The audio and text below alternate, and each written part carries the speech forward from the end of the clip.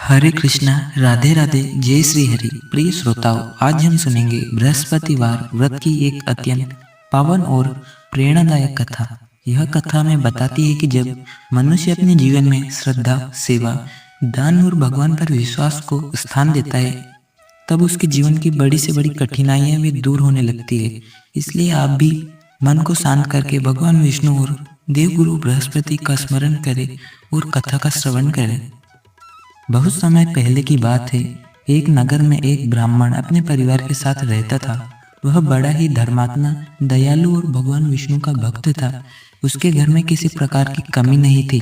अन्न, धन, वस्त्र और सुख सुविधाओं में उसका घर भरा हुआ था। उसकी पत्नी भी घर के सभी कार्य अच्छे से करती, लेकिन उसके स्वभाव में एक कमी थी।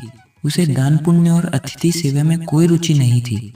यदि कोई साधु संत या भूखा व्यक्ति उसके द्वार पर आ जाता तो वह उसे खाली हाथ लौटा देती। कई बार उसके पति ने उसे समझाया कि जो कुछ भगवान ने हमें दिया है उसमें से थोड़ा दूसरों की सहायता के लिए भी देना चाहिए, लेकिन वह हमेशा यही कहती कि यदि हम बांटते रहेंगे तो हमारे पास क्या बचेगा। एक दिन दोपहर के समय एक वृद्ध साधु उस घर के द्वार पर आए। उन्होंने विनम्रता से भिक्षा मांगी। गृहिणी ने उन्हें देखते ही कहा, बाबा, यहाँ कुछ नहीं है, आप कहीं और जाइए। साधु मुस्कुराए और बोले, माता, भगवान ने तुम्हें बहुत कुछ दिया है। जो दूसरों को देता है भगवान उसे और अधिक देते हैं। यह सुनकर स्त्री बोली, मुझे उपदेश मत दीजिए, मेरे पास समय नहीं है। साधु शांत भाव से वहां चले गए। वास्तव में वे कोई साधारण साधु नहीं थे। वे स्वयं भगवान विष्णु थे जो उसकी परीक्षा लेने आए थे। उस समय बाद उस परिवार के जीवन में कठिनाई आने लगी। व्यापार में हानि होने लगी। खेतों में अच्छी फसल नहीं हुई। घर में खर्च बढ़ने लगे। धीरे धीरे धन कम होने लगा। जो घर कभी सुख समृद्धि से भरा था वह चिंता का वातावरण बनने लगा। ब्राह्मण फिर भी भगवान का नाम लेता रहा, लेकिन उसकी पत्नी दिन प्रतिदिन परेशान होती जा रही थी। एक दिन उसने अपने पति से कहा, पता नहीं हमारे जीवन में इतनी समस्याएं क्यों आ गई है। ब्राह्मण ने शांत स्वर में कहा, साहब, भगवान हमें कोई सीख देना चाहते हैं, हमें धैर्य रखना चाहिए।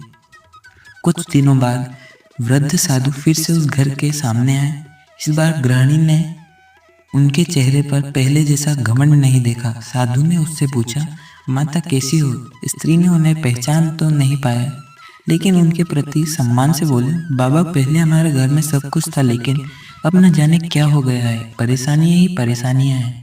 साधु ने कहा, यदि तुम अपने जीवन में सुख और शांति चाहती हो तो श्रद्धा से बृहस्पतिवार का व्रत करो, भगवान विष्णु की पूजा करो, केले के वृक्ष की पूजा करो, पीले वस्तुओं का दान करो और अपनी सामर्थ्य के अनुसार जरूरतमंद लोगों की सहायता करो।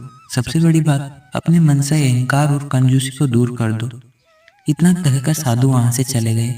गृहिणी ने उस दिन उनके शब्दों पर गंभीरता से विचार किया। अगले गुरुवार से उसने व्रत प्रारंभ कर दिया। प्रातः स्नान करके घर को साफ किया, भगवान विष्णु की तस्वीर के सामने दीपक जलाया, पीले फूल अर्पित किए, केले का भोग लगाया और श्रद्धा से भगवान का स्मरण किया। व्रत के दिन उसने किसी भूखे को भोजन भी कराया। लंबे समय के बाद उसके मन में एक अलग प्रकार की शांति महसूस हुई। वह हर गुरुवार नियम पूर्वक व्रत करने लगी। धीरे धीरे उसके स्वभाव में परिवर्तन आने लगा। अब वह आने वाले साधु संतों का सम्मान करने लगी, जरूरतमंद लोगों की सहायता करने लगी। जो स्त्री पहले किसी को कुछ देना पसंद नहीं करती थी, वही अब प्रसन्नता से दान करने लगी। कुछ महीनों के भीतर घर की परिस्थितियां बदलने लगी। रुके हुए कार्य बनने लगे। आर्थिक स्थिति सुधरने लगी। परिवार में प्रेम और सौहार्द बढ़ने लगा। घर में फिर से सुख और शांति का वातावरण लौट आया। एक दिन गुरुवार के व्रत के बाद वह भगवान विष्णु की पूजा कर रही थी। उसी समय उसे ऐसा अनुभव हुआ जैसे भगवान की विशेष कृपा उसके ऊपर बरस रही हो। उसकी आंखों से आनंद के आंसू बहने लगे। उसे समझ आ गया कि जीवन में केवल धन ही सबसे बड़ी संपत्ति नहीं है। सच्ची संपत्ति श्रद्धा, सेवा और संतोष और भगवान पर विश्वास है। समय बीतता गया। वह स्त्री अब पहले जैसी नहीं रही। उसके घर में आने वाला कोई भी व्यक्ति खाली हाथ नहीं लौटता। उसके व्यवहार में मधुरता और दयालुता की चर्चा पूरे नगर में होने लगी। एक दिन वही वृद्ध साधु फिर से उसके घर आए। इस बार स्त्री ने उनका आदर पूर्वक स्वागत किया, उन्हें आसन दिया और भोजन कराया। साधु ने प्रसन्न हुए और बोले, माता, अब तुम्हें समझ आ गया कि भगवान की कृपा कैसे प्राप्त होती है। तभी साधु ने अपना दिव्य स्वरूप प्रकट किया। स्त्री ने देखा कि उनके सामने स्वयं भगवान विष्णु खड़े हैं। वह आश्चर्यचकित रह गई और उनके चरणों में गिर पड़ी। भगवान विष्णु बोले, जो मनुष्य श्रद्धा, दया और सेवा के मार्ग पर चलता है, मैं उसकी सहायता अवश्य करता हूँ। बृहस्पतिवार का व्रत केवल एक नियम नहीं, बल्कि जीवन को बेहतर बनाने का एक मार्ग है। इतना कहकर भगवान अंतर्ध्यान हो गए। उस दिन के बाद वह स्त्री, उसका परिवार सदैव भगवान का स्मरण करते हुए धर्म और सेवा के मार्ग पर चलता रहा। उनके घर में सुख, शांति और समृद्धि बनी रही।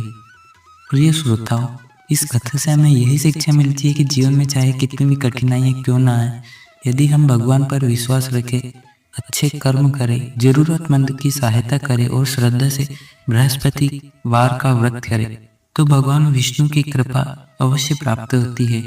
अहंकार, कंजूसी और दूसरों की उपेक्षा मनुष्य को दुख की ओर ले जाती है, जबकि सेवा और भक्ति उसे सुख और शांति प्रदान करती है। जो भी भक्त श्रद्धा पूर्वक इस कथा का श्रवण करता है, भगवान उसका कल्याण करते हैं। उसके घर में सुख समृद्धि बनी रहती है, जीवन में सद्बुद्धि का प्रकाश होता है।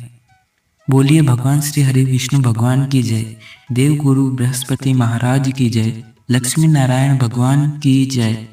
अगर कथा आपको अच्छी लगी हो तो चैनल को सब्सक्राइब कीजिए, वीडियो को लाइक कीजिए और इसे अपने अन्य प्रियजनों और मित्रों के साथ साझा करें, जिससे वह भी इसका लाभ उठा सके। और ऐसे ही दिव्य कथाओं का श्रवण पाने के लिए चैनल को सब्सक्राइब करना ना भूलें। वीडियो को हाइप जरूर कीजिएगा, ताकि यह कथा और भी लोग सुन सके और उनका जीवन भी सुख समृद्धि के मार्ग पर आ सके। आपसे विदा लेते हैं। जय श्री हरि विष्णु नारायण। भगवान आपकी हर इच्छा पूरी करे और आपको सद्बुद्धि प्रदान करे, और ऐसे ही आपके पूरे परिवार पर भगवान की कृपा बनी रहे। यहीं पर हम अपनी वाणी को विराम देते हैं, तो मिलते हैं अन्य कथा में। जय श्री हरि विष्णु नारायण। जय श्री हरि।